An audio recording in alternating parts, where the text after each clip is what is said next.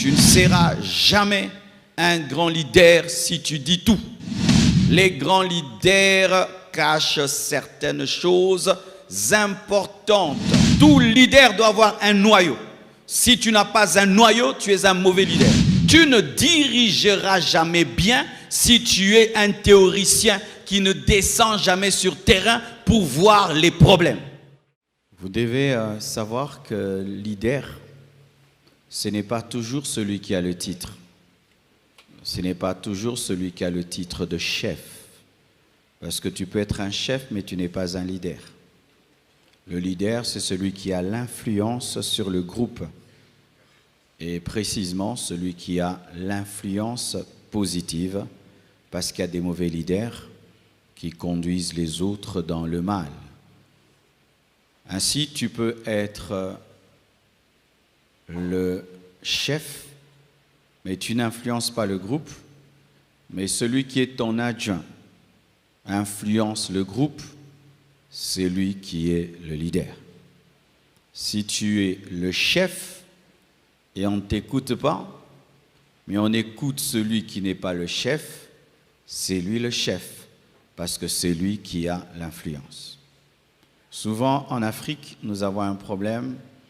Nous aimons nous cramponner sur les titres, mais ce qui est important, ce n'est pas le titre, c'est l'influence.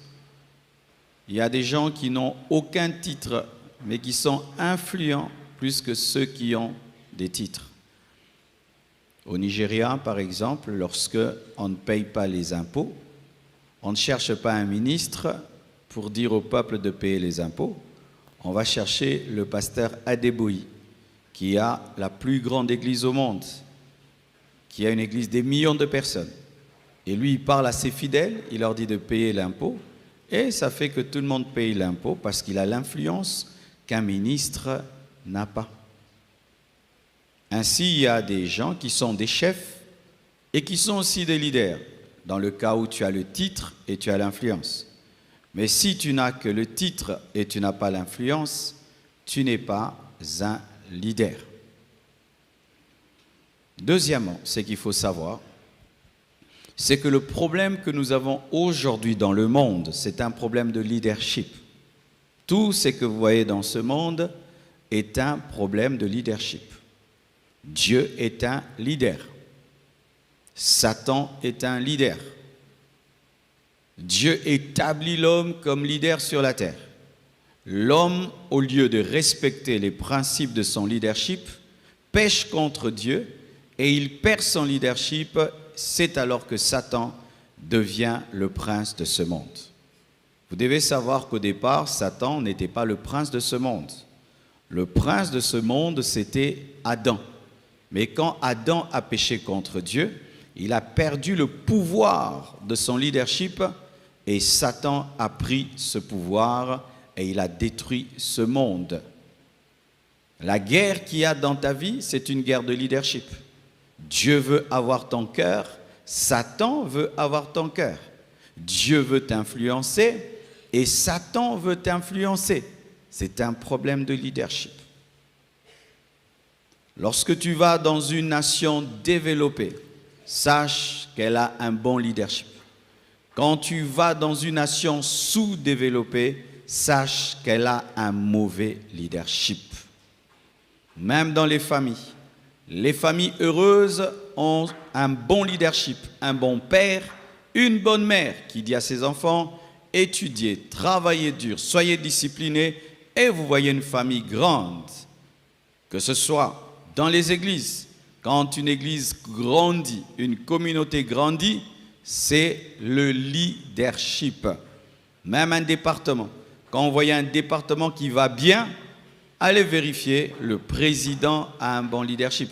Et quand vous allez voir un département qui marche mal, vérifiez, le président a un mauvais leadership. Que ce soit à l'église, que ce soit dans la famille, que ce soit dans les départements, que ce soit dans les couples, que ce soit dans les familles, que ce soit dans les nations, sur le plan politique et tout le reste, c'est un problème de leadership. Quelqu'un vient de dire que si on prenait les métros, les trams, les tunnels l'électricité tout le temps en donner aux Africains, ils seront toujours pauvres. Est-ce qu'il a raison? Est-ce qu'il a tort? Il a raison, il a tort. Mais nous devons savoir que la grandeur d'une nation, ce ne sont pas les routes, ce ne sont pas les trams et tout le reste, c'est d'abord le leadership. Prends des beaux vêtements, donne-les aux cochons. Reviens le soir, ce sera déchiqueté. Ce n'est pas le vêtement qui va changer le cochon. C'est pourquoi, mon frère, ma sœur, nous ne pouvons pas un jour diriger le monde, diriger notre nation, si nous ne nous préparons pas à être des bons leaders. Et si nous ne commençons pas déjà, maintenant, à être des bons leaders. On te donne la chorale, sois un bon leader. Parce que si tu ne sais pas être un bon leader d'une chorale, comment tu vas être un chef de quartier? Comment tu vas être un gouverneur? Comment tu vas être un ministre? Dans une nation, on apprend, je crois que c'était aux États-Unis quelque part, que le président quelque part avait triché à l'école, ça fait des sérieux problèmes. On dit comment lui qui nous dirige a pu tricher à l'école? Frères et sœurs, prier à l'église, c'est bien. Mais si à l'église, nous ne vous enseignons pas à être des bons leaders, vous savez ce qui va se passer? Ici, ça va être excellent, belle moquette, carreaux propres, un bon son, des écrans, l'ordre, tout est en place. Mais quand on dit Amen, on sort la médiocrité. Vous savez pourquoi? Parce que nous vous enseignons seulement à être des bons chrétiens et aller au ciel, à être des bons chrétiens, à craindre Dieu, mais pas à amener la vie de Dieu dans la société. Amener la vie de Dieu là où vous étudiez, la vie de Dieu là où vous travaillez, à organiser la société dans laquelle vous vivez. Et vous savez, mes frères, plus le temps passera. Si l'Église continue dans cette manière d'enseigner, les églises seront des îlots de perfection et nous serons entourés de médiocrité. Ainsi, nous allons créer un monde dans un autre où quand on entre dans les églises, c'est vraiment correct parce que le pasteur a un bon leadership. Mais comme tout le monde n'est pas pasteur et que vous, maintenant, lorsque vous rentrez dans vos entreprises, vous avez des bureaux qui sont sales, vous abîmez les voitures de la société, vous abîmez les meubles de la société, vous gérez mal l'argent de l'entreprise, vous maltraitez vos subalternes là où vous travaillez, on aura toujours un pays qui souffre malgré la multiplicité des églises. Je crois que dans les années qui viennent, certains au milieu de vous seront des députés. Et ce n'est pas seulement que je suis en train de rêvasser, mais c'est vrai.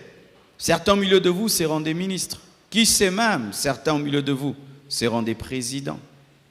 Mais si on ne t'enseigne pas maintenant à être un bon leader, lorsque tu auras le pouvoir, lorsque tu auras de l'influence, tu ne vas pas développer la nation, tu ne vas pas développer ta société, et ce sera comme si les églises ne font rien.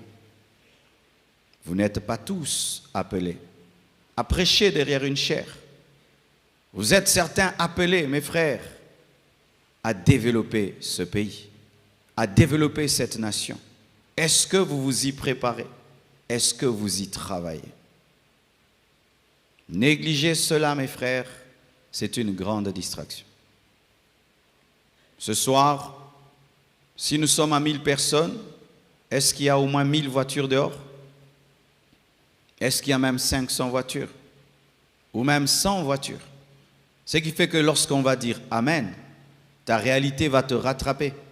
Et tu vas entrer dans un taxi dangereux et tu vas te retrouver dans les mains des brigands qui vont te jeter quelque part. Est-ce qu'après ce culte, tout le monde va manger? Est-ce qu'après ce culte, tout le monde va dormir dans un lit convenable, a de l'eau chaude à la maison? Les minimums, ça fait partie de bien vivre et c'est important. Et je vais prier ce soir pour certains au milieu de vous qui ont l'appel à diriger, qui ont l'appel à être des politiciens, qui ont l'appel à être des grands hommes d'affaires, qui ont l'appel à être des gouverneurs, des chefs de quartier, des grands professeurs d'université, afin que Dieu vous oigne et qu'il trace une puissante destinée, car ce pays ne doit pas engendrer que des pasteurs. Ce pays doit engendrer aussi des grands dirigeants qui sont respectés en Afrique et respectés dans le monde par leur manière de diriger et par leur manière d'être des leaders. Le livre de Néhémie, c'est un livre de leadership. La Bible, tout un chapitre, des chapitres même, sur le leadership. Pourquoi? Parce que Dieu est un leader. Dieu est un leader. Dieu a fait d'Adam un leader, un roi. Quand il te dit domine, c'est-à-dire sois un leader, influence. Voici 9 secrets pour être un bon leader. Que tu sois politicien, que tu sois pasteur, que tu sois président des départements, que tu sois un papa, une maman, ou que tu sois leader. Voici 9 secrets pour être un bon leader. Néhémie 2, verset 12. Premier secret, si tu veux être un bon leader, un bon chef, tu dois avoir des secrets. Tu dois avoir la discrétion. Tu dois avoir la simplicité. Tu dois dire les choses qu'en leur temps. Tu ne dois jamais dire une chose avant son temps. Je répète, tu dois être discret. Tu dois avoir de la sagesse, de la simplicité. Tu dois dire les choses qu'en leur temps. Pourquoi je dis cela? La Bible dit, après quoi je me levai pendant la nuit avec quelques hommes sans avoir dit à personne ce que mon Dieu m'avait mis au cœur. Il avait caché la vision pendant un temps. Il n'avait pas dit à tout le monde, seulement à une poignée de personnes. Il n'avait pas dit aux magistrats, aux grands, aux sacrificateurs, même aux sacrificateurs. Il n'avait pas dit, ce n'était pas encore le moment de dire. Il avait fini par dire, mais il y avait un temps où lui, le leader, devait garder la vision secrète, c'est que Dieu voulait faire secret, le communiquer qu'à une petite poignée sûre, mais il y avait un temps dans la vie de Néhémie où la vision était secrète. Tu ne seras jamais un grand leader si tu dis tout. Les grands leaders ont des choses qu'ils ne disent pas et qui finissent par dire au temps où il faut dire. Même Jésus a dit, j'ai beaucoup de choses à vous dire, mais vous ne pouvez les supporter. Il a attendu que vienne le Saint-Esprit, la maturité, pour les révéler aux disciples. Un leader sans secret est un mauvais leader. Les grands leaders cachent certaines choses importantes. On te dit quelque chose, il y a des choses qu'on dit et des choses qu'on ne dit pas. Il y a des choses que Dieu te révèle que tu peux dire et d'autres tu ne dis pas. Il y a des choses que Dieu va faire, tu peux dire, mais d'autres tu ne dis pas. Ou il peut te dire, tu vas le dire dans 5 ans, dans 10 ans. Mais si tu veux être un bon père, une bonne mère, un bon chef, un bon ministre, un bon président, un bon pasteur, un bon leader, tu dois apprendre à être sage, à être discret, à voir des secrets et à ne dire les choses que lorsque tu dois le dire, et tu dois opérer dans la simplicité de la discrétion. Sinon, ta vision sera combattue avant le temps. Sinon, tu auras des ennemis avant le temps. Sinon, ta vision sera freinée. Sinon, tu auras des combats inutiles. Alléluia. Es-tu capable de garder un secret? Es-tu capable de savoir et de ne pas dire? Es-tu capable de garder pendant un temps une chose que tu feras, le temps de ruminer, le temps de ruminer, de maîtriser les contours pour manifester. Même l'enfant, il prend du temps dans le secret du ventre de sa mère pendant 9 mois et ensuite on voit son visage. Dieu travaille dans le secret l'enfant et ensuite quand il a fini, il le présente. la capacité d'avoir des secrets.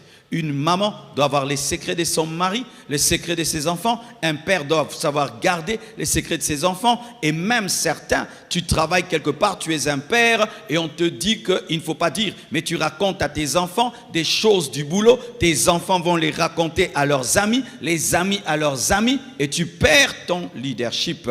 La capacité de garder les secrets. La capacité d'être discret, la capacité de dire les choses en leur temps. Vous êtes là? Deuxième secret, pour avoir un bon leadership et être un bon chef, tu dois avoir une fine équipe. Néhémie 2, verset 12, la Bible dit, « Après quoi je me levai pendant la nuit avec quelques hommes, pas tout le monde. » Voici dans le leadership. Dans le leadership de Jésus-Christ, tu vas voir, il avait 12 disciples. Mais les 12 disciples étaient fragmentés en 4. Il y avait des groupes de 3, de 3, de 3. Il y avait ceux qui étaient très, très, très proches, ceux qui étaient proches, ceux qui étaient un peu proches, ceux qui étaient lointains. Ce n'est pas tout le monde qui a vu la transfiguration de Jésus. Ce n'est pas tout le monde qui dormait sur la poitrine de Jésus. Ce n'est pas tout le monde qui était là lorsqu'il devait ressusciter les morts. Alléluia. Il y a toujours un noyau limité autour des grands leaders. Plus tu as un trop grand noyau, plus tu auras des problèmes. Quand tu veux être un grand chef, ne sois pas entouré d'un grand noyau. C'est-à-dire les gens qui accèdent aux secrets, les gens qui accèdent facilement à ta vie, les gens qui accèdent facilement à ton cœur, les gens qui accèdent facilement à ce que tu veux faire. Il ne faut pas en avoir beaucoup. Il faut être entouré de beaucoup de gens, mais pour ce qui est des grandes décisions, il faut avoir quelques personnes. Même Jésus avait 3 disciples qui étaient proches de lui. Jean, Jacques et Pierre. Jean, Jacques et Pierre. Mais même pour révéler Judas, c'était Jean. Alléluia. Un leader qui a trop d'amis échouera. Un leader qui a trop de confidents échouera. Un leader qui a trop de conseillers échouera. Il faut avoir quelques conseillers, quelques confidents, quelques amis. Mais lorsque tu en as de trop, il va se faire que ce n'est pas encore le temps que les gens sachent et les gens savent alors que tu n'as pas eu le temps de blender dans la prière, dans la sagesse, la vision. Alléluia. C'est pourquoi, frère, lorsque tu es à côté d'un leader, il ne faut pas te plaindre du genre, pourquoi lui est là pas moi? Pourquoi lui est là pas moi? Pourquoi lui est là pas moi? Parce que dans le leadership, ce n'est pas tout le monde qui est à côté du chef. Un chef qui, tout le monde peut être à côté de lui, va mourir. On va t'empoisonner, tu ne sais pas qui t'a empoisonné. Les secrets vont sortir, tu ne sais pas qui a fait sortir le secret. Mais si tu sais que moi, les secrets, je ne dis qu'à 3 personnes et ça sort. Je sais que je convoque 3 personnes. Venez, j'ai dit ça qu'à vous 3. Comment c'est sorti? C'est entre vous 3. Mais si tu dis au monde entier, comment tu sauras qui a fait sortir? Alléluia. Lorsque tu es à côté d'un leader, ne te plains pas qu'il y ait des gens très proches de lui. Perce pour être près de lui. Parce qu'eux ne sont pas nés près de lui. Alléluia. Des fois, quand je vois Jonas et Zach à côté de moi, qu'est-ce qu'ils ont fait? Qu'est-ce qu'ils ont fait? Est-ce qu'ils ont travaillé? Par exemple, l'histoire de Jonas à côté de moi. Jonas venait chez moi, c'était pour faire du sport aux gens. Et puis, il a commencé à me faire du sport. On faisait du sport ensemble. Et puis, comme il fait aussi le massage, il me massait quand j'avais mal aux pieds. Et puis, quand j'allais prêcher dans des croisades, il n'était même pas de la compassion. Il venait pour faire ma sécurité, malgré qu'il n'était pas de la compassion. Et ensuite, j'ai eu besoin d'avoir quelqu'un qui était un sportif, qui pouvait faire ma sécurité. Et il est venu, il a trouvé beaucoup de gens qui étaient là avant moi depuis très longtemps. Ils étaient là avant lui. Et il est venu, on lui a dit, à la compassion on fait ça. À la compassion on fait pas ça. On fait pas ça, on fait ça. Il a fait tout ce qu'on s'habille comme ça. Il a tout fait, il était là, il apprenait des autres, il apprenait des autres. Maintenant, dans la moitié de mes voyages, je voyage avec lui, il repasse mes habits, il fait. Mais comment il s'est retrouvé là? La constance et le choix de Dieu. Alléluia. Mais il n'y a pas beaucoup. Si tu es un leader, maintenant tu as 50 Jonas. Alléluia. Tu auras des problèmes. Frères et sœurs, tu dois avoir une équipe. Un leader qui est seul est un mauvais leader. Tout leader doit avoir un noyau. Si tu n'as pas un noyau, tu es un mauvais leader. Lorsque vous lisez ce passage, vous allez sentir ceci. Que Néhémie voulait faire ça tout seul, n'est-ce pas? Mais il a amené quelques personnes. C'est pourquoi lorsqu'il parle de son action, il en parle comme un secret. Mais ce n'était pas totalement un secret parce qu'il y avait quelques personnes, mais c'était son noyau. Tout grand leader constitue toujours un noyau à côté de lui. Certains leaders, ils disent « je suis seul », tu es un mauvais leader. Certains leaders sont très entourés, tu es un mauvais leader. Un leader est peu entouré et doit toujours être entouré. C'est pourquoi Moïse devait avoir Aaron et devait avoir Hur. Mais il n'avait pas 10 Aaron ou 20 Hur. Il avait un seul Aaron, un seul Hur, une seule Myriam. Alléluia. Alléluia. Si déjà, au niveau où tu travailles seul et tu fais tout seul, si Dieu t'élève, tu peux même diriger un pays, toi-même tu décides désormais, tu ne contactes pas les ministres, tu ne contactes pas les députés, tu ne contactes pas les sénateurs, parce que déjà au stade où tu es, tu ne comprends pas la valeur d'être entouré. Et deux, si tu ne comprends pas aussi la valeur de cela, ce sera tu es un homme très élevé, mais tout le monde peut accéder à ton cercle très limité, très restreint, sans encore, c'est un danger. Retenez mes frères, mes sœurs. Ne te prépare pas à être un grand leader lorsque tu deviens un grand leader. Alors que tu ne l'es pas, fonctionne comme un grand leader. Et lorsque l'influence viendra, tu auras déjà le système qui te permet d'avoir un grand leadership. Alléluia. C'est pourquoi même ton enfant, ton garçon, apprends-lui cela. Mais toi, tu me ramènes, tout le monde est ton ami, tout le monde est ton ami. Non, ce n'est pas bien. Tu lui apprends déjà. Ou tu lui dis, mais toi, tu n'as pas d'amis. Ah, toi, tu n'as pas d'amis. Tu es tout le temps dans ta chambre. Non, il faut que tu aies quelqu'un. Ainsi, tu l'enseignes déjà à être un bon leader. Alléluia. Troisièmement, un autre secret du leadership.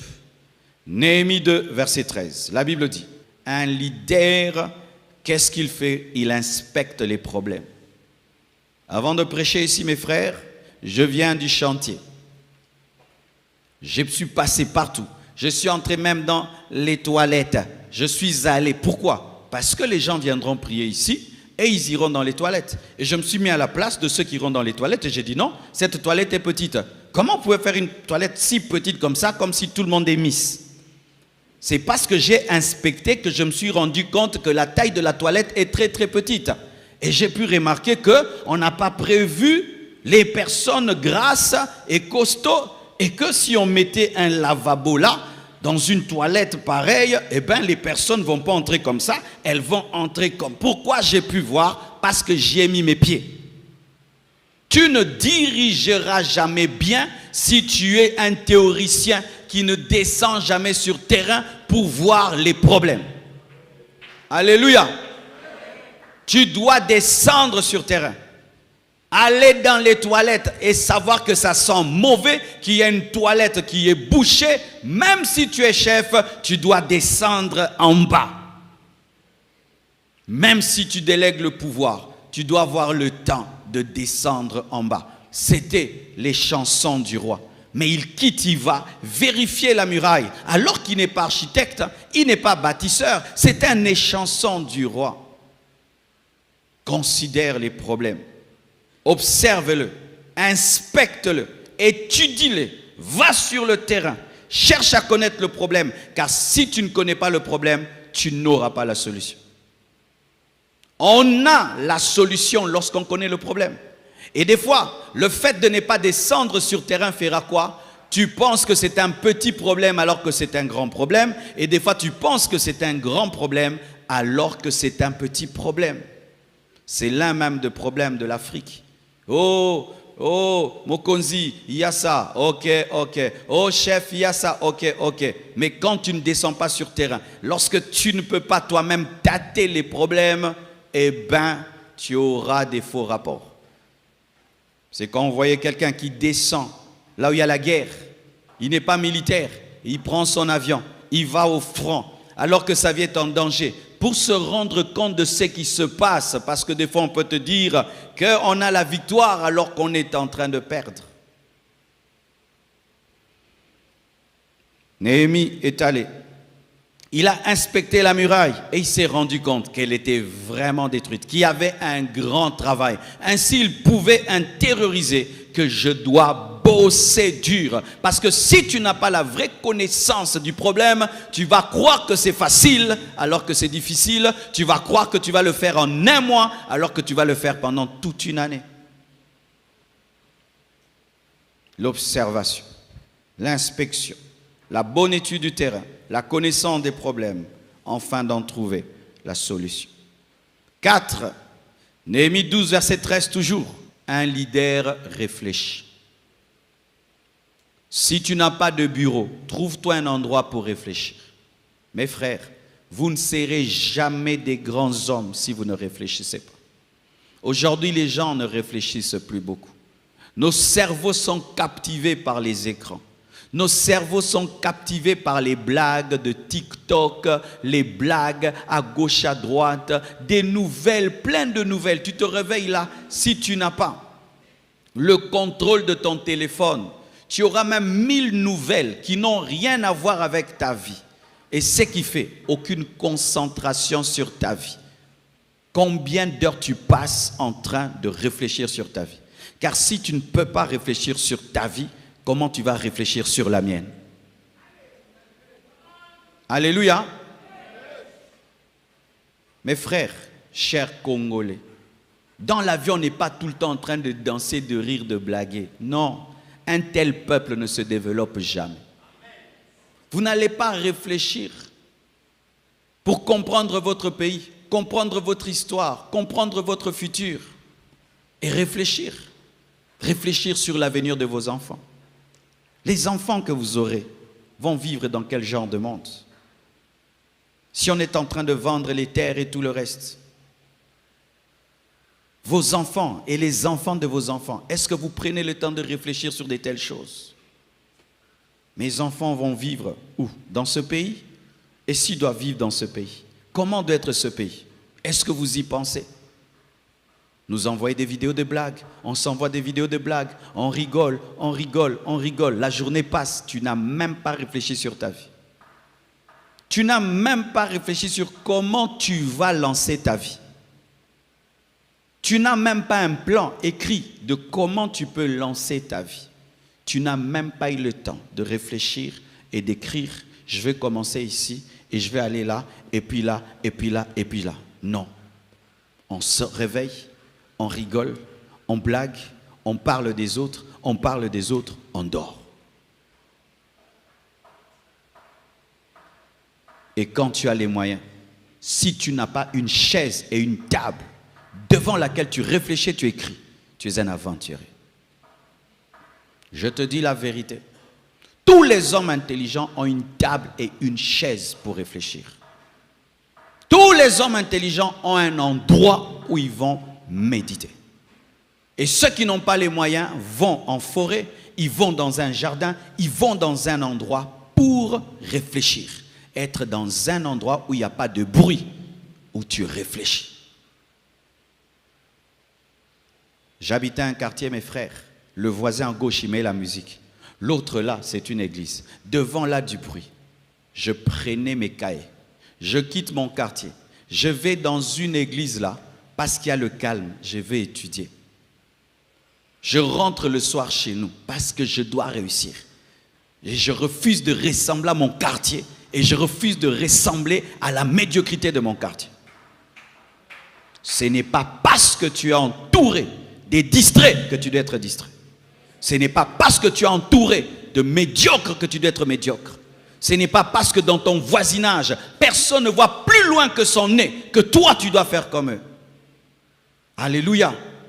Il réfléchissait sur comment il va rebâtir. Comment je vais rebâtir? Avec la pierre, avec du bois, avec quoi? Qui va m'aider? Qui va m'aider? Où est-ce que j'aurai l'argent? Où j'aurai les moyens? Mais comment je vais faire? La nuit, le jour. Pendant que tu réfléchis sur les choses, c'est alors que l'Esprit de Dieu te révèle comment tu feras pour sortir de la situation.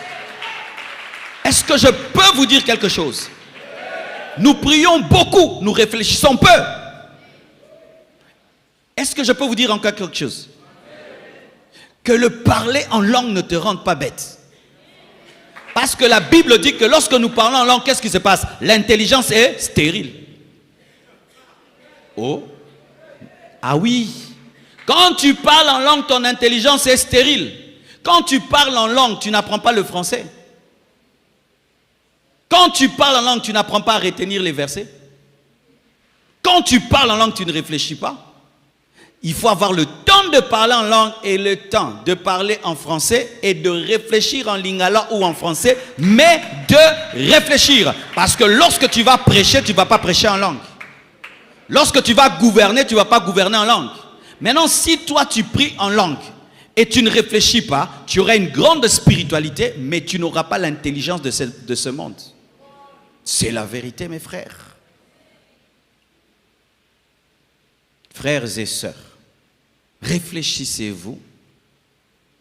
Oh, je dirigerai le Congo. Nous dirigerons le Congo. Tu ne réfléchis pas. Comment tu vas diriger un pays qui est comme un continent? Comment tu vas diriger? Mais tu vas tomber malade. Sachez ceci, que réfléchir, c'est comme la musculation. Un cerveau qui ne réfléchit pas, c'est comme les muscles qui ne transportent pas du poids. Et tu vois, quelqu'un qui transporte tout le temps du poids, tu lui donnes 50 kilos, il soulève. Et un cerveau qui réfléchit beaucoup, tu lui donnes des cas et des problèmes, il réfléchit, il trouve les solutions. Mais un cerveau qui ne réfléchit pas, quand on te donne le problème, tu es fatigué, mais tu n'as rien fait. Pourquoi? Ah oui, mes frères, vous passez combien de temps en train de réfléchir? Je ne parle pas en train de vous soucier. Je ne parle pas en train de vous inquiéter, en train de réfléchir sur les problèmes et leurs solutions de manière pratique. Et où écris-tu tes réflexions? Où écris-tu tes réflexions? Certains appellent leurs réflexions des mémoires. C'est-à-dire, ils meurent, vous prenez ces livres où ils réfléchissaient, vous en sortez des bouquins. Tellement que sa réflexion est profonde. Et une chose que j'aimerais vous dire, mes frères. En Afrique, jusqu'à 20 ans, les gens se considèrent comme des gosses. C'est qu'une maladie grave. À 20 ans, tu sais que tu pouvais déjà être marié. Ma mère s'est mariée à 18 ans. Les rois dans la Bible, certains, ils avaient quel âge? Mais tu as 30 ans, tu réfléchis comme quelqu'un qui a 15 ans. Tu as 30 ans, d'ailleurs, tout ce qui est réflexion, tu n'aimes pas. La preuve, toi, tu ne regardes que les vidéos de quelques secondes. Une vidéo d'1 heure du temps, où il y a la profondeur, toi, tu ne suis pas. Lire un livre, toi, tu ne lis pas. Mais tu as 30 ans, tu aimes que des blagues, et des blagues, et des blagues. Tu vas nourrir tes enfants avec les blagues. Tu vas éduquer tes enfants avec les blagues. Tu vas diriger ce pays avec des blagues. Une nation des blagueurs. Tolobéléla, tolobéléla. Et les païens peuvent être comme ça, pas nous les chrétiens. Nous devons démontrer par notre manière de réfléchir que nous avons le Saint-Esprit. De sorte même chez vous à la maison, on pose la question à tes parents qui t'éduquent. Le Saint-Esprit. Et réfléchissez. Est-ce que vous réfléchissez sur votre pays? Tu réfléchis sur ton avenir? Tu réfléchis sur l'église? Tu réfléchis sur ta destinée, sur ton potentiel, sur ta vie, sur ton devenir dans 5 ans, dans 10 ans? À l'âge de 21 ans, j'avais écrit, si, quand j'aurai 40 ans, je n'ai pas fait ça, ça et ça, j'ai échoué. J'ai écrit. À 40 ans, je suis allé lire. J'ai fait tout ce que j'avais écrit, que je devais faire à 40 ans. Et il y a des choses que je dois faire quand j'aurai 50 ans. Si j'ai 50 ans et je n'ai pas fait ça, j'ai échoué. J'ai échoué. D'ailleurs, moi, quand j'aurai 50 ans, j'irai en retraite. Je dois aller réfléchir. Un demi-siècle sur la terre, qu'est-ce que j'ai fait? Vous vous glorifiez de vos âges. Est-ce que ton âge équivaut à tes réalisations? Oh, je suis grand, respectez-moi, respectez-moi. On te respecte pour l'âge, mais pour tes réalisations, est-ce qu'on peut te respecter? Même un serpent, lorsqu'il marche sur la terre, il laisse des traces. Mais toi, sans traces. Tu vas mourir, c'est comme si tu n'as jamais vécu. Oh, est-ce que c'est faux? Tu as inventé un vélo, une moto, une aiguille, un peigne, papier hygiénique. Mais oui, non? Nous rions, mais c'est grave. Tu n'as même pas fait un papier hygiénique. Tu es passé sur cette terre. Tu n'as même pas fait une aiguille. Tu n'as même pas fait un livre, écrit un livre. Même un bic. Tu as fait un bic dans ta vie. Tu as créé quoi? Et tu es en train de créer quoi? Quand tu mourras, ce monde se souviendra de toi. Sur base de quoi? Réfléchissez-vous sur ça. C'est ce qui déclenche le réveil dans les cœurs d'un homme. Quand j'ai compris ça, j'ai dit à mes parents, je quitte votre maison. J'ai trop grandi. J'avais 24 ans. J'ai trouvé que j'étais trop grand pour habiter chez mon père et qu'il puisse me nourrir. J'ai dit, je dois quitter cette maison. Je dois commencer ma vie. Et si je veux commencer par terre, je vais dormir par terre. Mais je dois commencer ma vie. Parce que j'ai réfléchi. J'étais l'aîné de la famille. Vous réfléchissez, mes frères. Vous savez, il y a une maladie. Aujourd'hui en Afrique, c'est quoi? C'est que quand tu veux réfléchir, du coup, tu t'arranges pour sortir de la réflexion. Pourquoi? Parce qu'elle te met face à ta vie. Nous nous droguons. Nous nous droguons des blagues et beaucoup d'informations sur Internet pour ne pas voir notre vie en face. Regarde ta vie en face. Qu'est-ce que tu es en train de réaliser? Regarde ta vie en face. Ce monde se souviendra de quoi? Sur base de quoi? De toi. Sur base de quoi? Ce pays se souviendra de toi. Sur base de quoi? Ta famille se souviendra de toi. Sur base de quoi? Réfléchissez. Tu as deux mains, comme Bill Gates. Tu as deux mains, comme le pilote de l'air. Tu as deux mains, comme Elon Musk. Tu as des pieds, comme Lionel Messi. Tu as une bouche comme Paul, comme Pierre, comme Moïse, comme David. Tu as le Saint-Esprit, comme Billy Graham, comme Reinhard Bonk, comme Osborne, le même Saint-Esprit. Tu fais quoi? Tu fais quoi? Jour après jour, tu te réveilles et tu dors.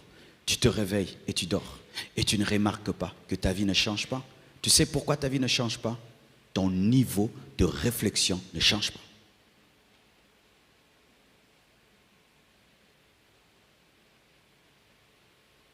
N'ayez pas peur de réfléchir.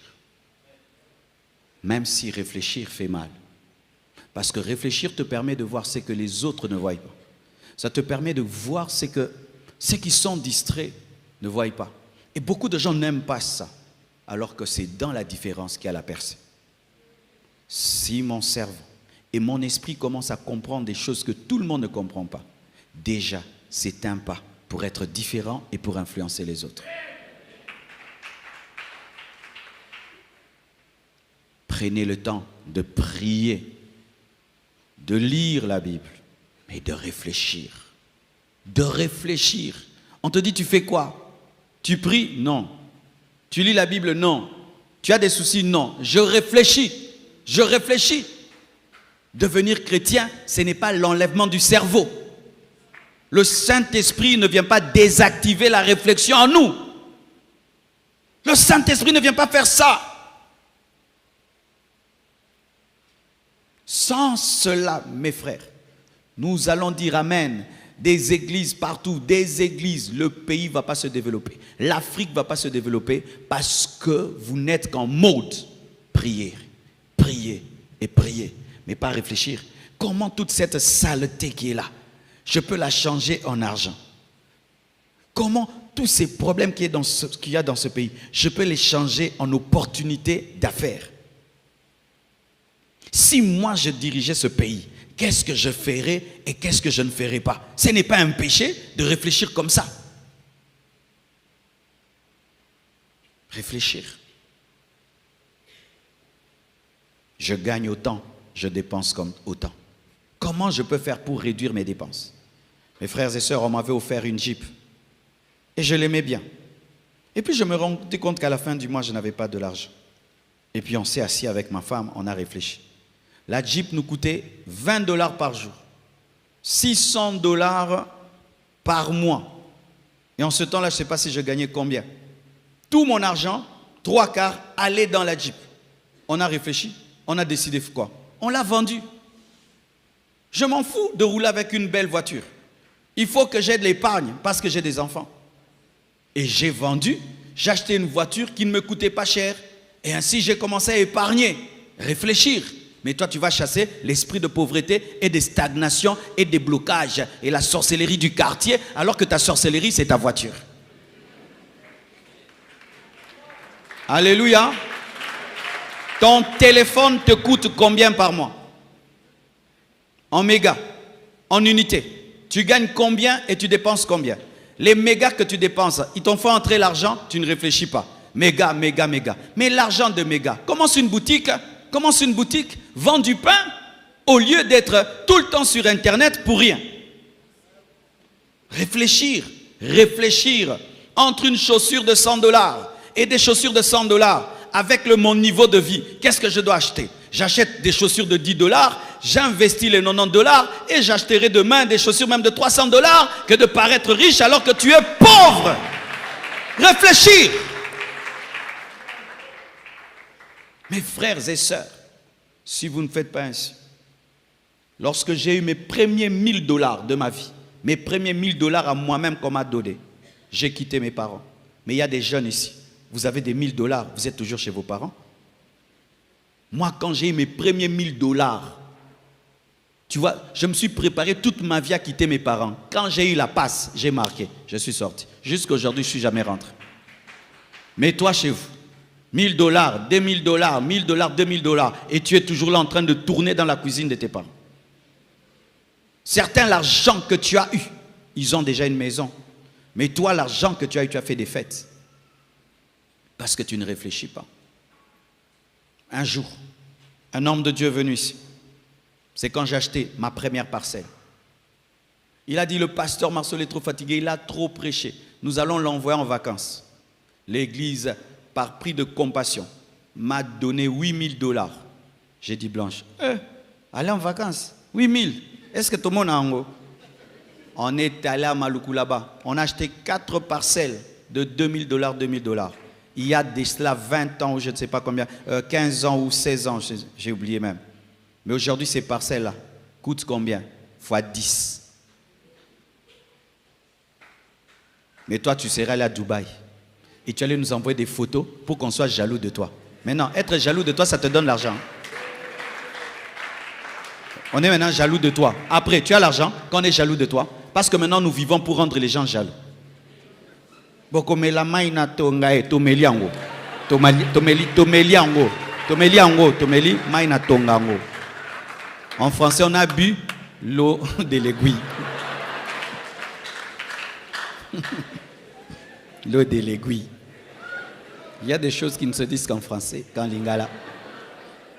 Oui, pour rendre les gens jaloux. Alors que c'est l'opportunité pour que tu commences ta boutique. Il y a un homme qui est venu dans ce pays avec 20 $. Aujourd'hui, c'est un millionnaire. Hein? Pendant que toi, tu joues avec l'argent. Lui, il épargne. Il boit du lait et du pain. Seulement, il épargne. Et puis, devient un grand homme. Oh, il a la sorcellerie. Il est plus intelligent que toi. La plupart des grands qui sont en train de monter aujourd'hui aux États-Unis, quand tu étudies leur histoire, presque tous ont commencé leur entreprise en dormant par terre dans le bureau, en train de réfléchir, que ce soit Microsoft, que ce soit Facebook, que ce soit Google, des jeunes qui bossaient la nuit, qui réfléchissaient. Mais non, on ne réfléchit pas. Les Africains ne réfléchissent pas. On ne réfléchit pas. On aime causer. On se retrouve, on cause au part. Et puis on a faim. Mais oui. Mais vraiment, j'aimerais vous poser la question. Est-ce que vous vous rencontrez pour réfléchir? Ou tu te dis, toi tu gagnes combien par mois? 1000. Moi 2000. Est-ce qu'on ne peut pas faire une entreprise? Vous pensez, vous ne causez pas de telles causeries, vous ne passez pas. Le pasteur Marcelo et tel pasteur et tel pasteur. Après vous avez faim. Mais oui, mais oui, mais oui, mais oui. Pourquoi vous ne pouvez pas vous asseoir, réfléchir pour faire des entreprises? Pourquoi vous ne pouvez pas vous asseoir, réfléchir pour développer votre pays? Pourquoi vous ne pouvez pas avoir des conversations qui vous donnent des mots de tête, pas de soucis, mais d'intelligence? On se rassemble pour être bêtes, au lieu pour être intelligents. Et nous aimons bien ces amis-là qui viennent nous distraire. Quand ils viennent là, on ne se détend que quand on était concentré. Mais si toi tu te détends, même sans concentration, tu es distrait.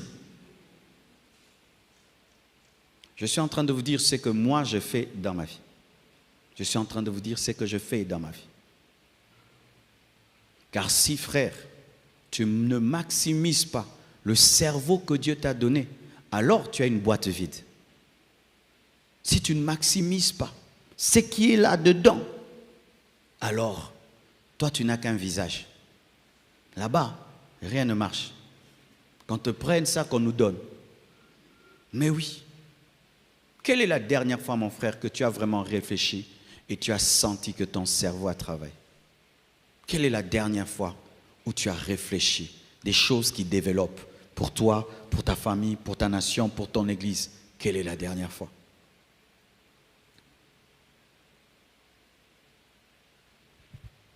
Néhémie a réfléchi.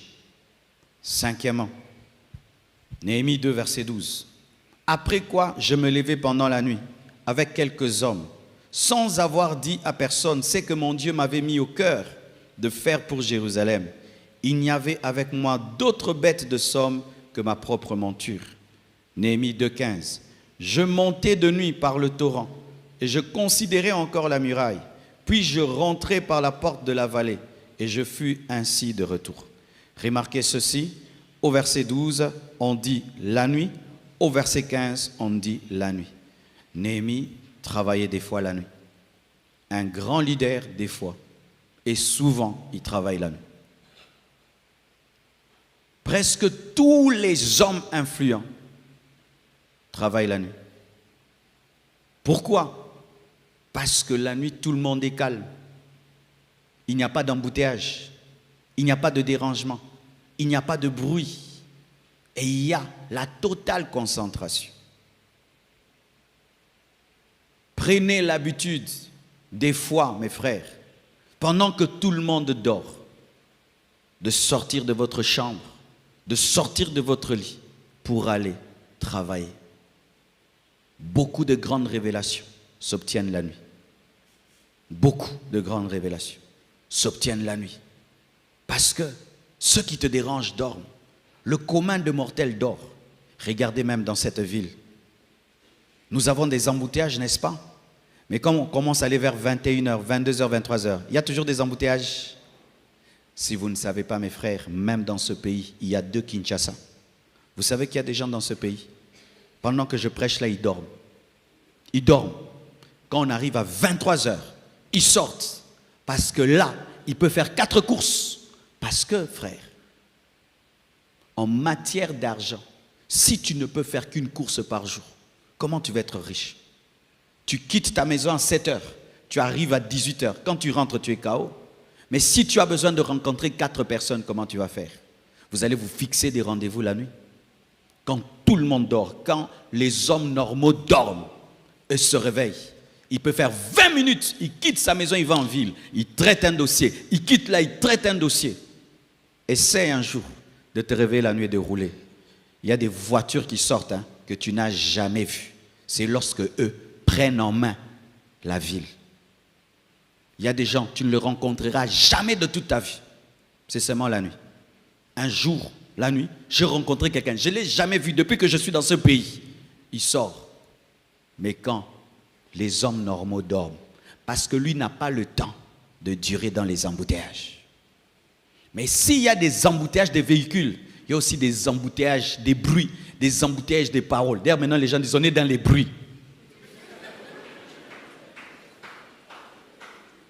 Alors, comment tu vas faire?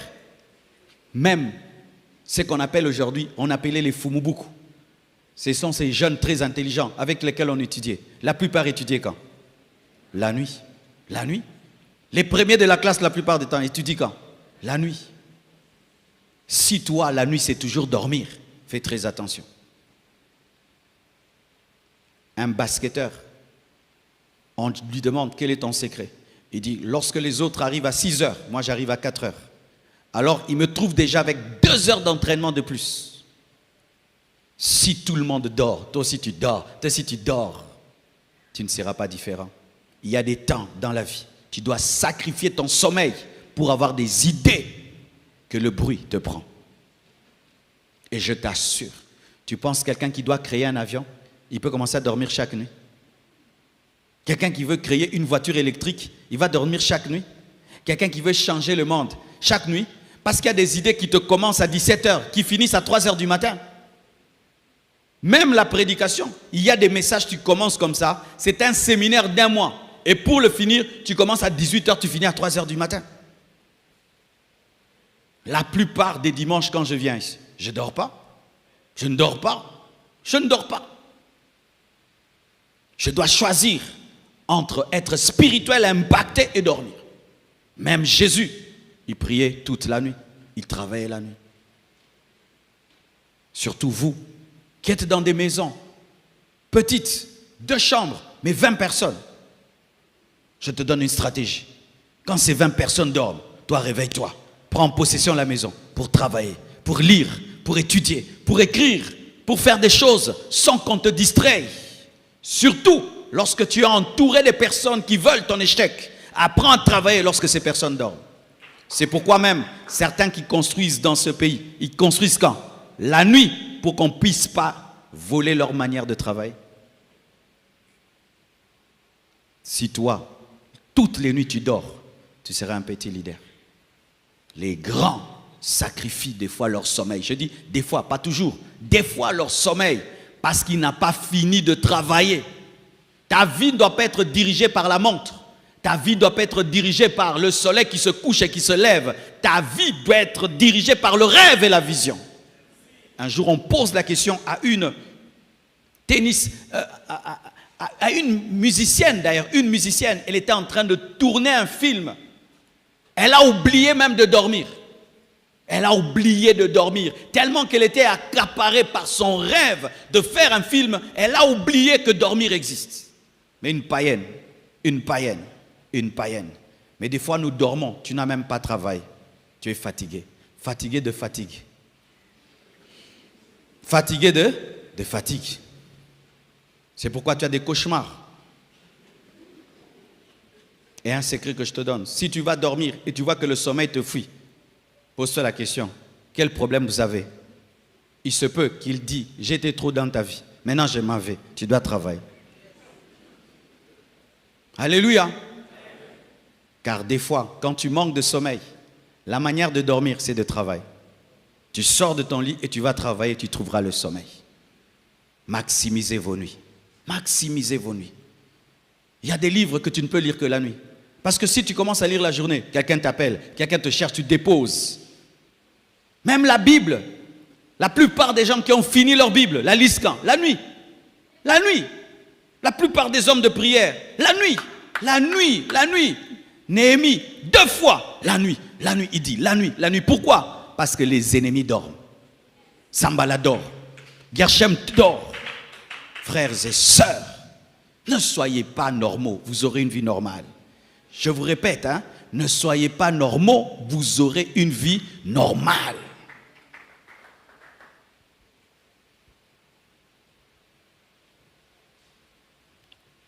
Septièmement, je crois qu'un homme est béni. Alléluia. Sixièmement, Néhémie 2, verset 17. Je leur dis alors, vous voyez le malheur, le malheureux état où nous sommes. Jérusalem est détruite et ses portes sont consumées par le feu. Venez, rebâtissons la muraille de Jérusalem et nous ne serons plus dans l'opprobre.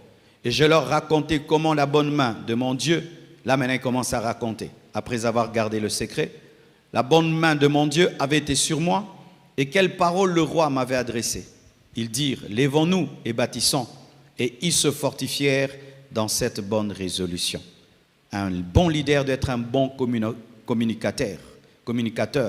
Il doit être un mobilisateur. Néhémie voit, après l'observation, que la muraille de Jérusalem est détruite. Et il se rend compte que j'ai vu, mais pour bâtir, il faut que nous soyons nombreux. Il faudrait que j'arrive à convaincre les gens de venir travailler avec moi. Et qu'est-ce qu'il fait? Il va leur parler. Il leur parle de sorte à réveiller leur patriotisme, à réveiller leur amour pour Jérusalem, leur amour pour Dieu, leur amour pour le peuple de Dieu. Et après qu'il ait écouté, ils disent, lèvons-nous et bâtissons. Un leader doit être un bon communicateur. Même pour diriger la chorale, si tu ne sais pas parler, tu vas dire que chacun porte l'uniforme. Tu n'as pas précisé l'uniforme. Celui-ci vient en rouge, en bleu. Mais tu dois dire chacun vient en uniforme noir, blanc. Et seront en noir, blanc. Alléluia. Apprends à parler si tu veux être un bon leader.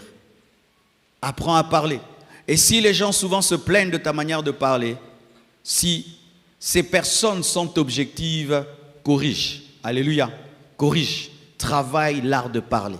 Travaille l'art de communiquer. Travaille l'art de mobiliser.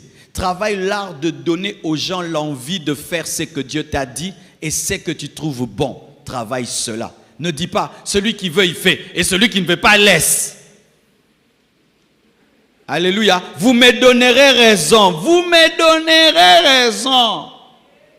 Un leader ne parle pas comme ça. J'entends des mamans qui disent ça. Toi, ma fille, quand tu souffriras, tu penseras à moi. Parle-moi pour que je me corrige, en fait, que je ne souffre pas. Alléluia. Apprends à parler. Apprends à communiquer. Même dans notre pays, nos dirigeants, parlez-nous. Parlez au peuple. Ce pays, c'est un grand pays. Mais il faut le réveiller en parlant. En réveillant le patriotisme, l'amour du pays, la fierté. Il faut qu'on nous parle, qu'on sente qu'on est fier d'être Congolais, qu'on est fier d'être Africain, qu'on est fier d'être Congolais. Il faut qu'on nous parle. Parce que même la belle femme, des fois, doute qu'elle est belle. Il faut lui dire, tu es belle, tu es belle, tu es belle. Ah, c'est vrai, je suis belle, tu vas changer de démarche. Pourquoi? Même si elle est belle, elle doute. Et un pays aussi, des fois, peut douter qu'il est grand. Alléluia, tu vas ailleurs, il vous dépasse. Tu vas ailleurs, il vous dépasse. Tu vas ailleurs, il vous dépasse. Et puis tu commences à dire, ah, RDC, Lokamakasi Kaka. Alléluia, il faut qu'on te dise, il faut qu'on te le dise, il faut qu'on te le dise. Alléluia, tu es pasteur, tu dois apprendre à parler, à canaliser les gens. Tu veux que les gens viennent à la prière du mercredi. Apprends à leur parler. Nous allons venir à la prière du mercredi, mais si vous ne venez pas, Dieu est là. Même s'il y a 2 ou 3 sont rassemblés, Jésus est là. Ah, pasteur! Nous allons venir mercredi, car la présence de Dieu sera là. Et si tu viens, Dieu va changer ta vie. Je suis convaincu. Donne-moi la main, hein? L'homme a des oreilles parce qu'il peut être dirigé par l'oreille. Vous savez la force d'Hitler? Hitler n'était pas fort. Hitler avait échoué à l'école. Il voulait devenir un peintre, il a échoué. Mais il avait découvert une chose, par hasard, qu'il savait parler. Quand il parlait pour son parti, les gens se soulevaient. Et puis quelqu'un l'a pris, lui a appris à parler. Hitler apprenait à parler devant un miroir. Les mouvements, la manière, tout, même sa coiffure là, tout il avait travaillé, sa présentation. Et Hitler a dit aux Allemands qu'ils étaient la race aryenne, la supérieure, et qu'ils devaient tuer les Juifs. Les Allemands ont cru, ils ont tué les Juifs. Quand il parlait, c'était comme un prédicateur, il vibrait de colère. Frères et sœurs, apprends à parler. Apprends à parler à tes enfants. Un père, c'est un leader. Tu ne peux pas parler à tes enfants que négativement. Tu es bête, tu es bête. Non, vu ton intelligence, tu ne peux pas me donner de tels points. Tu as bien parlé. Ta fille s'habille mal. Prostituée, non. Les belles femmes se couvrent. Les vilaines femmes se montrent parce qu'elles ne sont pas sûres d'elles.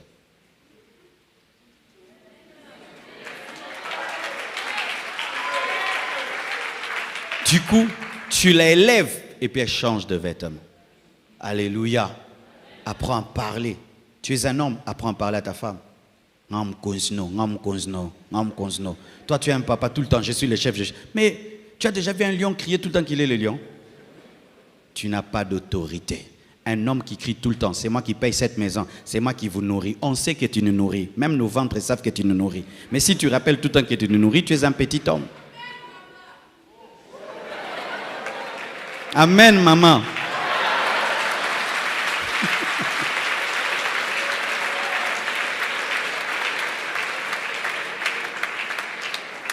Parlez. Parlez aux gens. Chaque fois que les gens t'écoutent, ils doivent se sentir grands. Même si tu leur dis des choses dures, ils se rendent compte que c'est parce que tu les aimes. Des fois, les gens me disent, Marcelo, comment tu dis des choses dures comme ça, l'église est grande? Parce que je le dis toujours par amour. Je t'assure, hein, même quand je te blesse là, je t'aime beaucoup. Je te dis la vérité. C'est mon amour qui te pousse à te blesser.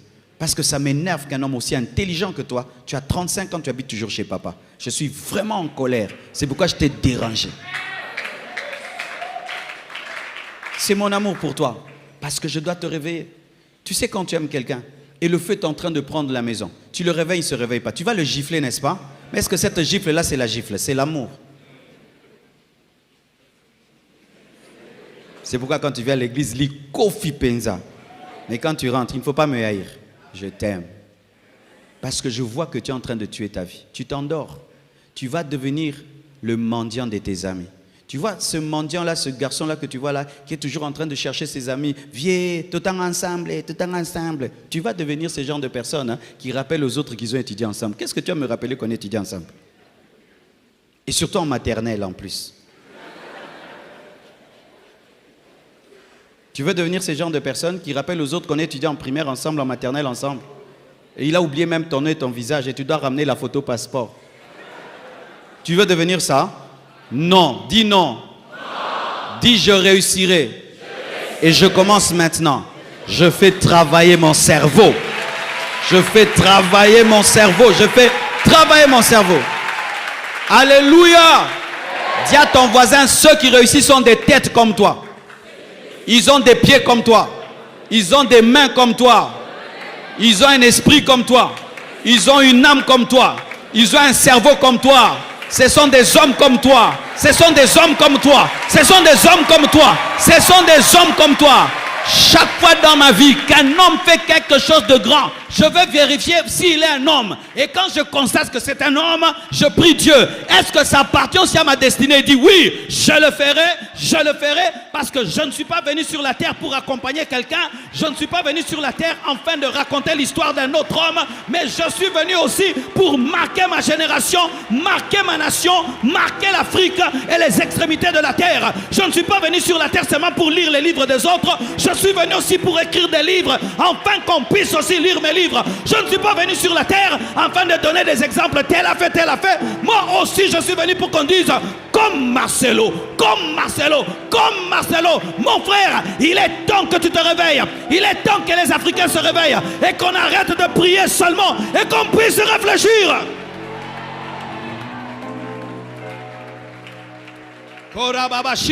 Sinon, les gens vont se moquer de nos églises. Ils vont se moquer de nos églises. Je suis un père de famille. Je vous envoie mon enfant dans votre église. Il prie seulement, mais il ne devient pas intelligent. C'est un échec. Je suis un père de famille. Je vous envoie mon enfant à l'église. Il devient seulement spirituel, mais aucune intelligence de la vie. Comme si Dieu a oublié que la terre existe. Comme si Dieu a oublié qu'il y a l'agriculture. Comme si Dieu a oublié qu'il y a l'élevage. Comme si Dieu a oublié qu'il a créé des chèvres et des moutons qu'on peut manger. Comme si Dieu a oublié qu'on doit vivre dans la propreté. Comme si Dieu a oublié qu'on doit vivre dans la sagesse et dans l'intelligence. Comme si Dieu a oublié que l'homme est né dans un paradis, il a été créé dans un paradis. Frère, ce n'est pas la volonté de Dieu qu'on puisse vivre dans la pauvreté. Ce n'est pas la volonté de Dieu que vous puissiez manger par délestage. Ce n'est pas la volonté de Dieu que tu puisses jeûner involontairement. Ce n'est pas la volonté de Dieu que tu puisses marcher à pied jusqu'à avoir des mi-vindi. Les gens qui ont des mi-vindi, on les paye quand ils marchent à pied. Les marathoniens. Toi, tu es marathonien impayé. Tu quittes ici jusqu'à Njili à pied. Quand tu vas rentrer, tu auras la force de réfléchir. Quand je vois des gens revenir dans des bus saturés, tu passes à côté de ces bus.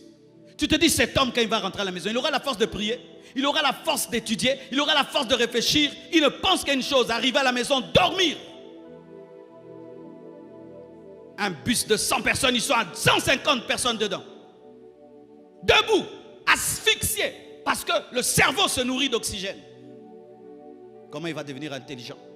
Un enfant qui va à l'école dans de telles conditions, il n'a pas mangé. Il marche à pied, il marche à pied, il marche à pied. Et il arrive là-bas, il marche à pied, il dort. Comment il va créer des avions? Et nous prions seulement. Nous sommes l'un des pays les plus riches du monde. Le diamant et tout le reste. Tu ne réfléchis même jamais comment tu peux extraire ce diamant. Tu ne réfléchis jamais comment tu peux extraire l'or de ce pays. Tu ne réfléchis jamais comment le coltan de ce pays, toi aussi, tu peux l'utiliser. Quand nous pensons coltan, nous pensons aux étrangers. Vraiment, vous voyez ce qui nous arrive. Hein? Mais chacun de nous ici, quand tu penses coltan, tu penses quoi? Qu'est-ce que tu vas en faire? Il n'y a rien à en faire. Le coltan, qu'est-ce qu'on va en faire? Il n'y a rien à en faire. Vendre seulement. Eux, ils font avec des téléphones. Pourquoi on ne peut pas faire des téléphones avec notre propre coltan? On ne peut même pas réfléchir comme ça. Maintenant, nos cerveaux là servent à quoi, mes frères? Il fallait que Dieu donne ce pays aux Japonais. Il fallait que Dieu donne ce pays aux Japonais. Tu marches sur la terre. Toi, tu cherches seulement une femme à épouser. C'est tout ce que tu vois comme matière première du Congo. Mais c'est vrai, non? Jeunes, si vous cherchez autant à être riche, comme vous cherchez à vous marier, comme vous cherchez des femmes, si vous travaillez votre cerveau pour être des grands hommes, comme vous cherchez à charmer les femmes, vous serez devenus grands. On cherche que les femmes, on cherche que les femmes, plaire aux femmes, plaire aux femmes. Il y a un trophée, il y a un salaire. Vous avez déjà vu ça, le prix Nobel des femmes? C'est ça qu'on a.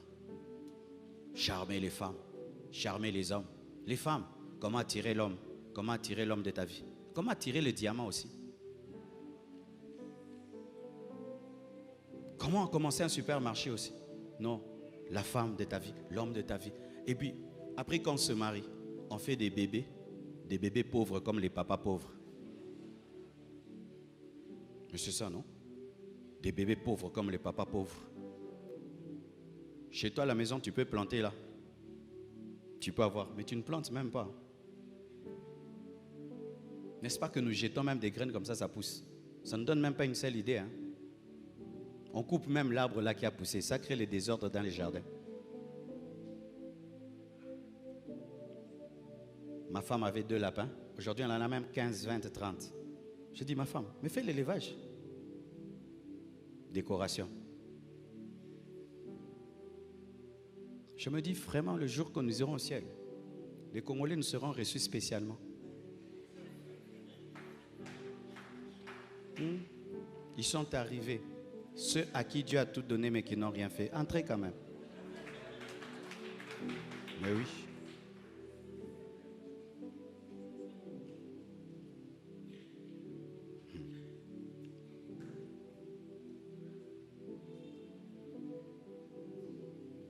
Aujourd'hui, j'ai fait une expérience, mes frères. J'ai conduit moi-même de Pigeon jusqu'à Gombe.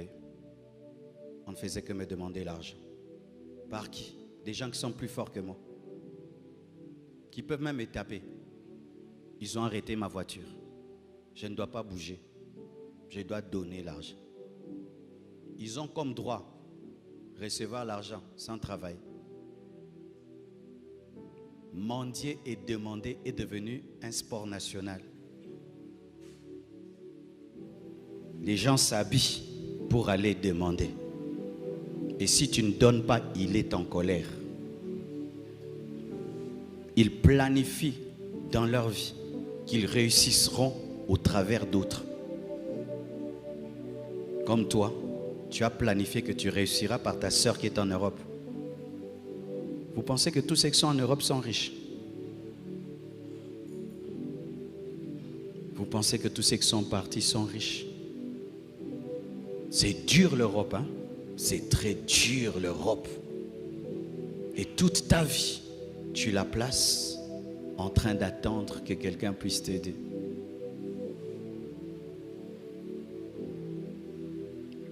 C'est pourquoi, chers frères, et même chers prédicateurs, ajustons notre tir dans notre manière de parler.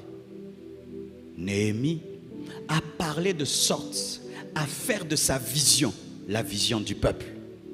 Néhémie s'est levé, mais le peuple lui-même, il n'a pas dit levez-vous, le peuple a dit levons-nous. Le discours de Martin Luther King a engendré un Obama. Un discours. J'ai fait un rêve. Jusqu'aujourd'hui, on en parle. Il a su parler au cœur des hommes. Apprends à parler quand tu es un leader. La parole a une puissance. La parole est créatrice. J'ai écouté un homme de Dieu qui est venu des États-Unis. Il enseignait sur l'ordre et la discipline. Une fois seulement, quand je l'ai écouté, l'Esprit de Dieu m'a dit, Marcelo, tu es désordonné. Tu dois arranger ta vie. J'ai appliqué ce qu'il m'a enseigné et ma vie a changé. Je ne l'ai pas écouté 2 fois, une seule fois. Mais il avait tellement bien parlé que c'était suffisant pour bouleverser ma vie jusqu'aujourd'hui. Quand tu as l'occasion de parler, parle bien. Parle bien. Un leader dirige par la parole. C'est pourquoi Dieu a donné la parole. C'est pourquoi Dieu appelle des gens qui parlent. Parce que la parole crée, la parole influence, la parole canalise.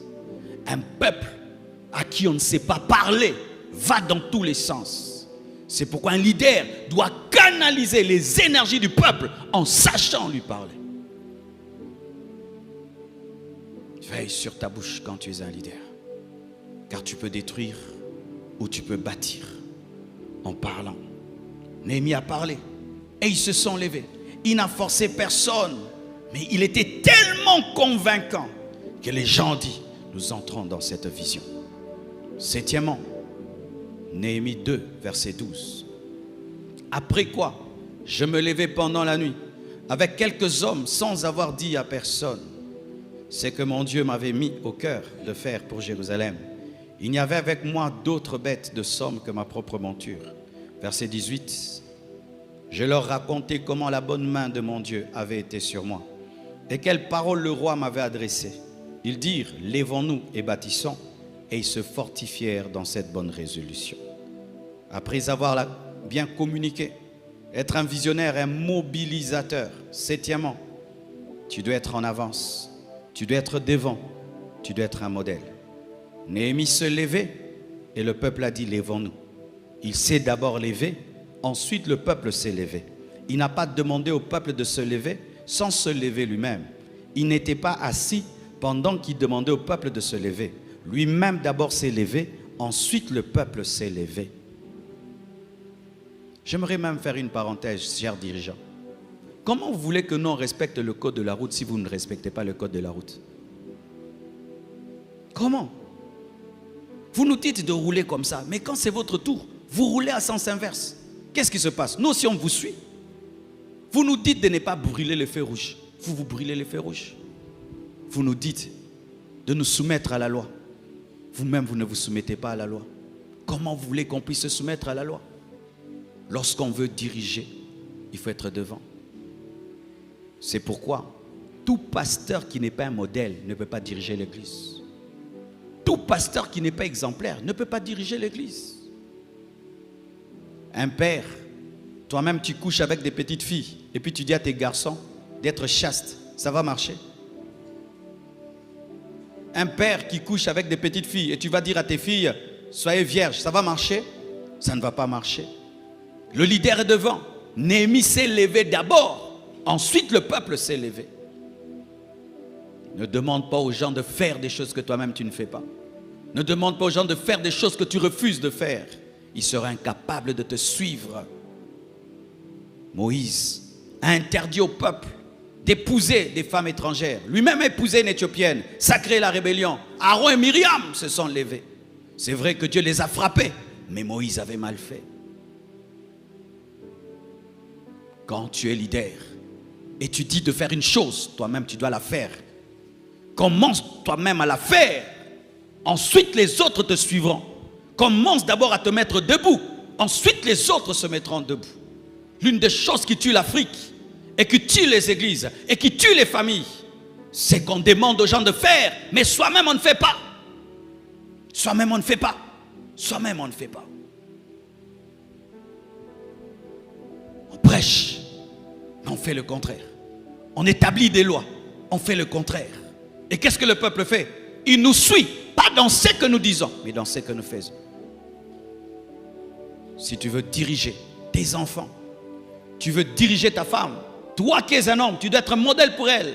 Lorsqu'un homme n'est pas un modèle, la femme tombe aussi dans la rébellion. Ah oui, la femme tombe dans la rébellion. Elle va te dire toi-même, et toi-même, et toi-même. Les enfants vont te dire et toi-même, et toi-même, et toi-même. Si tu ne veux pas avoir des et toi-même, sois un modèle.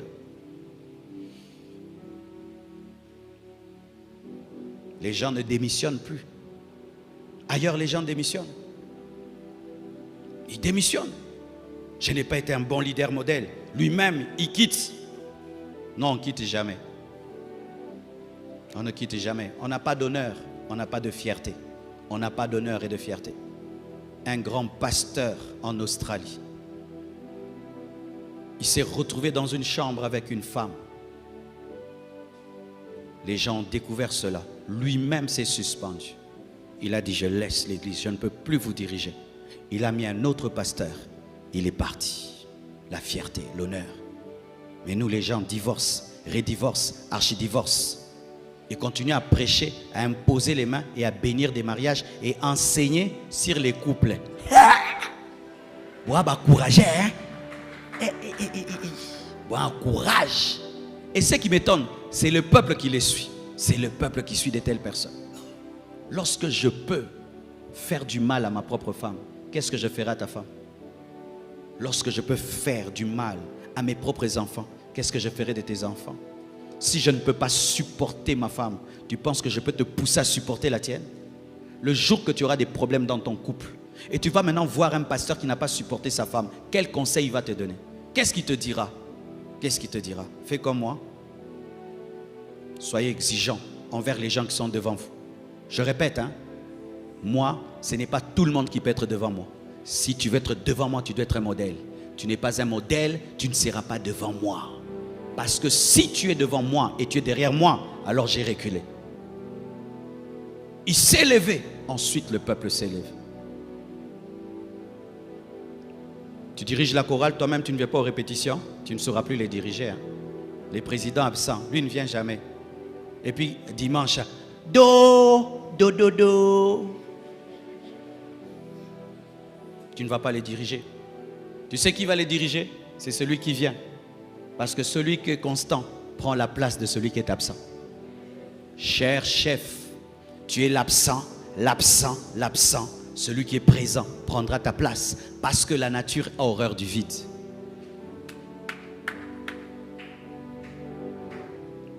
Waouh. Huitièmement, Néhémie 2, 19 à 20. Sambala le Horonite, Taubija, le serviteur ammonite, et Geshem, l'arabe, ayant été informés, se moquèrent de nous et nous méprisèrent. Ils dirent, que faites-vous là?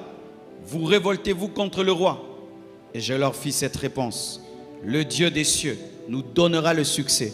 Nous, ses serviteurs, nous nous lèverons, nous bâtirons, mais vous, vous n'avez ni part, ni droit, ni souvenir dans Jérusalem.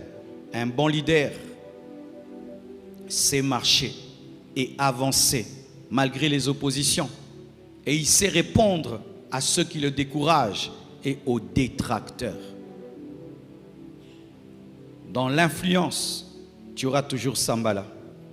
Tu auras toujours Tobija. Tu auras toujours des combats. Et un leader se prépare toujours à des combats. Le leader qui ne se prépare pas au combat est un enfant. Car tout leadership a une opposition. Alléluia. Tout leadership a une opposition. Et c'est normal d'avoir des opposants. Alléluia. Ne tuez pas vos opposants, mais avancez malgré eux. Je répète, ne tuez pas vos opposants, mais malgré leur présence, avance.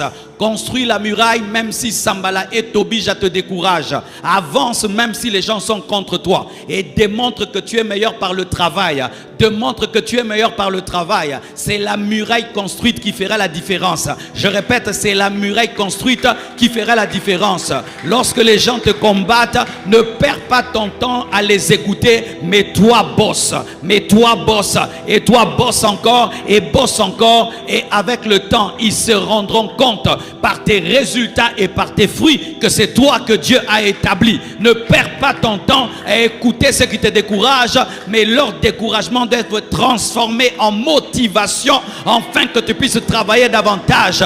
Plus on fouette un cheval, plus il court rapidement. Et plus on décourage un leader, plus il travaille. Plus on fouette un cheval, plus il augmente la vitesse.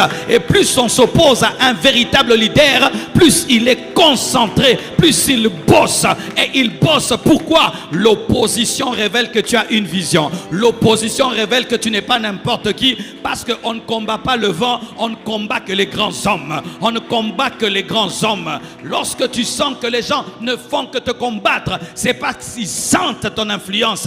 Ils sentent ton influence. On ne combat pas n'importe qui. Les hommes de ce monde ont dit qu'on ne jette des pierres qu'à un arbre qui porte des fruits. Les fruits, les pierres révèlent les fruits. Les pierres révèlent les fruits. Porte du fruit et porte du fruit et porte du fruit. Et lorsqu'on te décourage, apprends à parler pour ne pas être découragé. Que personne ne te vole ta vision, que personne ne te vole ta vitesse, que personne ne te vole ton rêve. Si Dieu t'a dit que tu seras politicien, fais la politique, même si les gens disent qu'un chrétien ne peut pas faire la politique. Si Dieu t'a dit que tu seras basketteur, fais le basket, même si on te dit que tu seras pauvre. Si Dieu t'a dit que tu seras cultivateur, va cultiver, même si on t'appelle villageois. Mais après, lorsque c'est toi qui vas nous amener les maniocs, lorsque c'est toi qui vas nous amener les fruits, on va t'appeler Monsieur Supermarché. Frères et sœurs, que rien ne t'arrête. Les véritables leaders sont inarrêtables, instoppables, imbloquamables.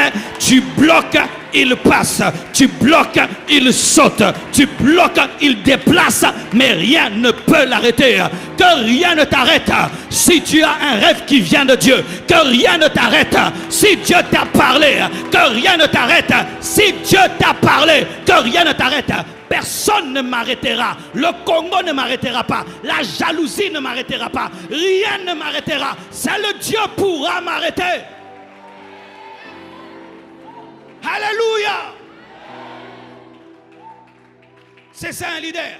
Un leader ne pleure pas. Oh mais combat. Bébé. Bébé.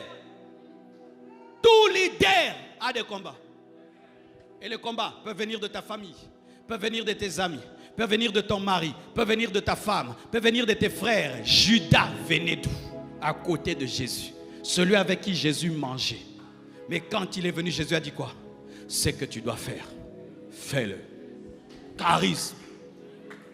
Ce que tu dois faire, fais-le. Et toi, tu peux dire ça à quelqu'un qui va te tuer.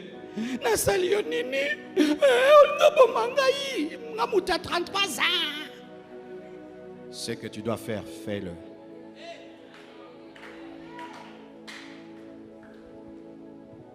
Ce sont les enfants qui n'attendent que des acclamations dans la vie. Ce sont les immatures qui pensent que tout le monde doit les aimer. Qui t'a dit qu'on doit t'aimer? Qui t'a dit qu'on doit t'aimer? Tu dois réussir. Je n'attends pas l'amour du monde, mais moi je dois aimer le monde.